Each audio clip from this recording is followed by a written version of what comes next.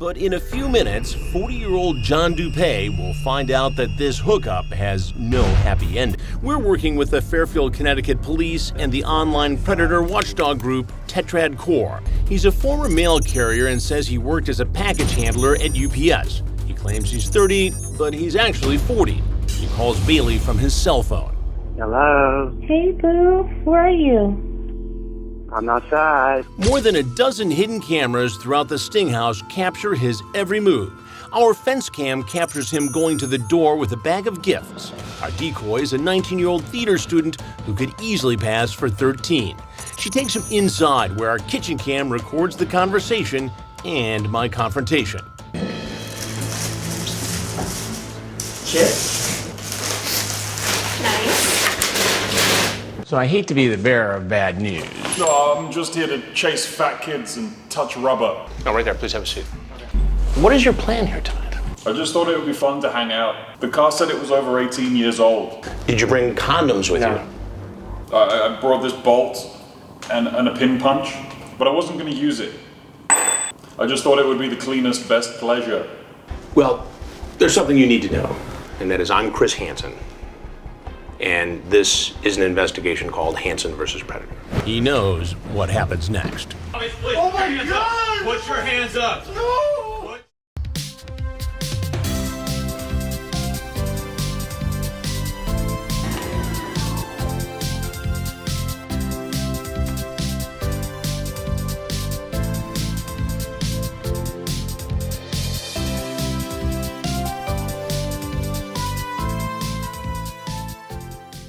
Thankfully, I escaped, and I've come to the conclusion that this project is about 80% done. Naturally, that means we're halfway through, as so eloquently put by this fantastic individual.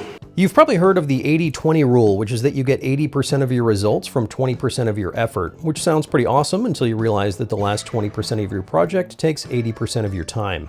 So, I thought I might take this opportunity to let you know how much it costs to build one of these, and it's definitely not what you think. So, let's start at the beginning.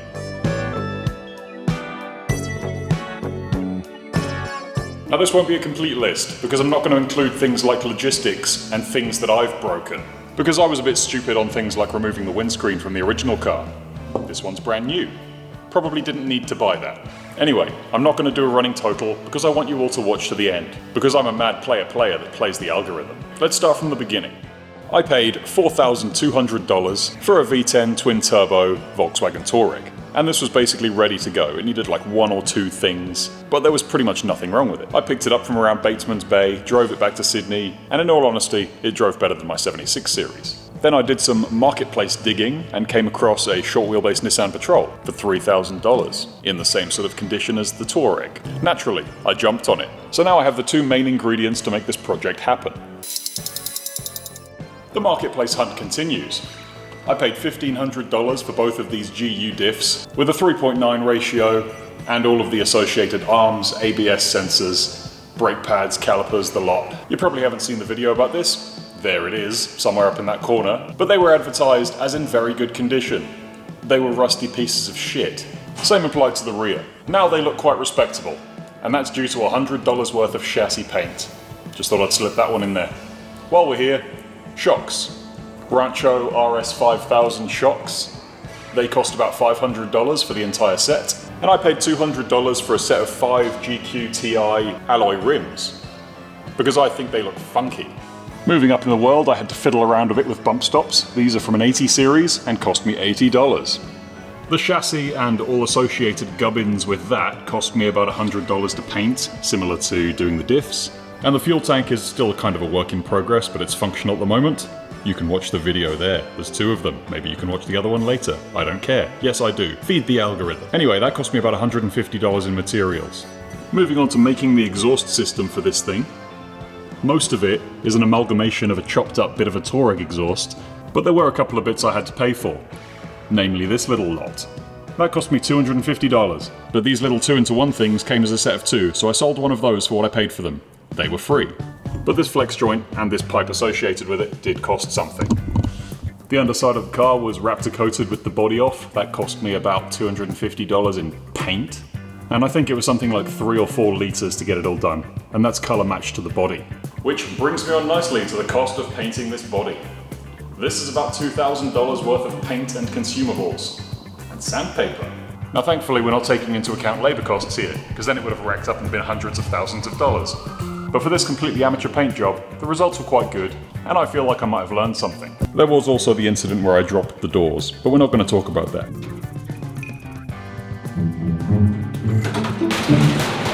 Now similarly to the exhaust, there's about $250 of various pipe work done to route all this stuff around where this crazy engine barely fits in.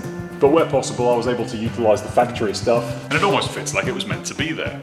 In terms of these 6 out of 7 radiators that are sitting there, 3 of them are the factory Touareg ones. These are the transmission cooler, the secondary coolant cooler, and the power steering one as well. Now I've added an oversized coolant radiator from a TD42, mostly because the outlets are on the same side as the Touareg, combined with these little heat exchangers that are originally transmission coolers, but I'm going to be using them as water-to-air intercooler coolers. Total cost there is about $300. And then I went and stupidly paid $400 for a set of headlights. What the hell? Engine bay time, and you guessed it, I reused a lot of the Volkswagen stuff. That would be these hoses with the fancy fittings, a lot of the coolant connectors because they've got this disgusting, I can't remember the code name of it, fittings on them. But aside from that, all I've had to spend in here was about $150 per side for the water-to-air intercoolers, and 2 of these cold air intake things with associated elbows and stuff. And for both of these, that was about $250 on their own. Starting to rack up really, isn't it? The roof lining cost me about $400, and I'm not going to trash talk anyone directly, but there's only really one place you can get these, and the guy was a bit of a dick to deal with. So if you can find an alternative, use it. This window cost me about $250 in materials. I still have no idea why I made it.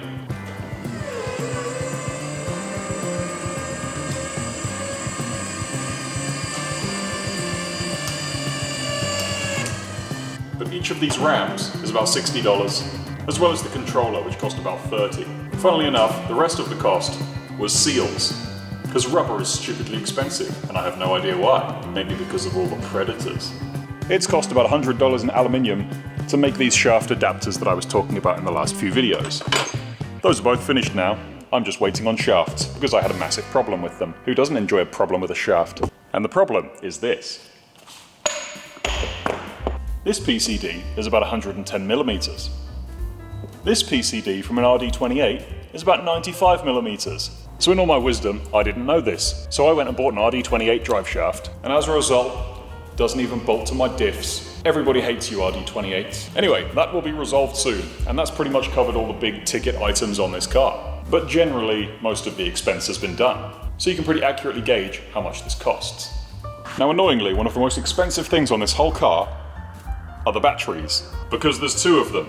And they're very expensive. Both of these batteries is about $1,000. Just let that sink in. And my original plan was to use this car as a daily driver.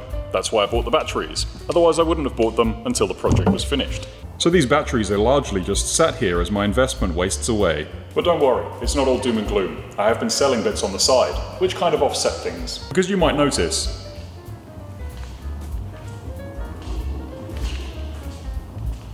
that there is no longer a Touareg corpse in my workshop.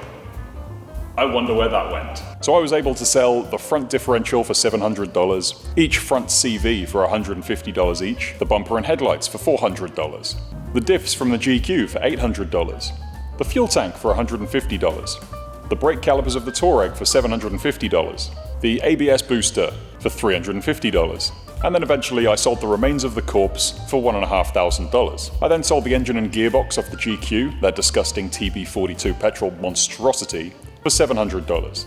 Now as I'm sure, being idiots like yourselves that watch trash like my channel, you've watched many other car builds, maybe some specific GQ ones, riddled with sponsorships and brand names which I refuse to have, and the result is generally 6-figure cars that are about 30 years old with 1 million kilometers on them. And I'm hoping that this is a demonstration that doesn't have to be the case if you don't value your time or efforts.